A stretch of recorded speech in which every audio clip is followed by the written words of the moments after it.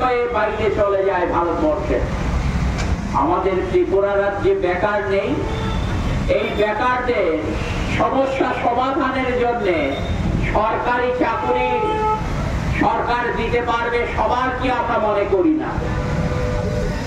শিল্প গড়ে তুলতে হবে আমাদের ত্রিপুরা রাজ্যে।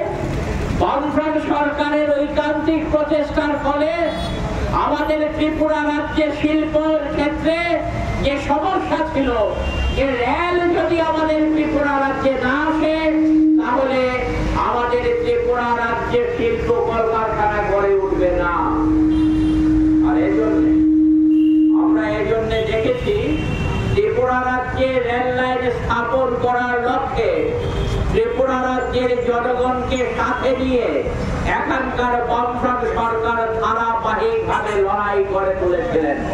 আর এই লড়াই করে তোলার ফলে আমরা দেখেছি ত্রিপুরা রাজ্যে একটা একটা করে শিল্প আসতে শুরু করে। রেল যখন আসলো, ভারতবর্ষের বিভিন্ন জায়গা থেকে শিল্প স্থাপন করার জন্য শিল্পোদ্যোগীরা ত্রিপুরায় আসতে শুরু করেন। আর আজকে এই 7.5 বছরের বিজেপি শাসনে ত্রিপুরা রাজ্যে যারা বিভিন্ন ফ্লেক্সের মধ্য দিয়ে নিজেদের জয়গান গান, ত্রিপুরা নাকি ভারতবর্ষ শুধু নয় বিশ্বের বিভিন্ন জায়গায় উন্নত জায়গার পর্যায়ে চলে গেছে।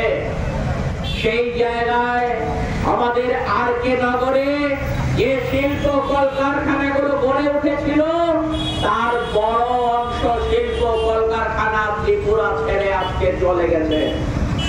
কারণ এই রাজ্যে বিজেপি শাসনে শিল্পোদ্যোগীরা এখানে শিল্প স্থাপন করতে উৎসাহী নয়। যারা শিল্প স্থাপন করেছিলেন এই বিজেপি শাসকদের তুলাবাজির জন্য তারা আজকে এখান থেকে তাদের শিল্প কলকারখানা গুটিয়ে তারা ত্রিপুরা ছেড়ে চলে গেছেন একটা বড় সংখ্যা।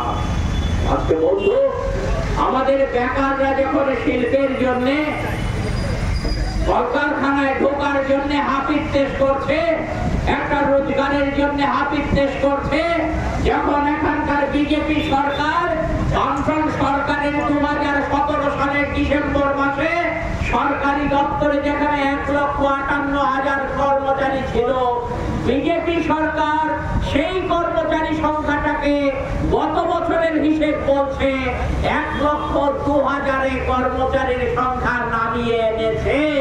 অর্থাৎ ত্রিপুরা রাজ্যে যারা 2018 সালে বিধানসভা নির্বাচনের আগে প্রতিশ্রুতি দিয়েছিলেন তারা সরকারে গেলে পর প্রথম বছরেই 50,000 ছেলে মেয়ের সরকারি দপ্তরে কাজের ব্যবস্থা করবেন।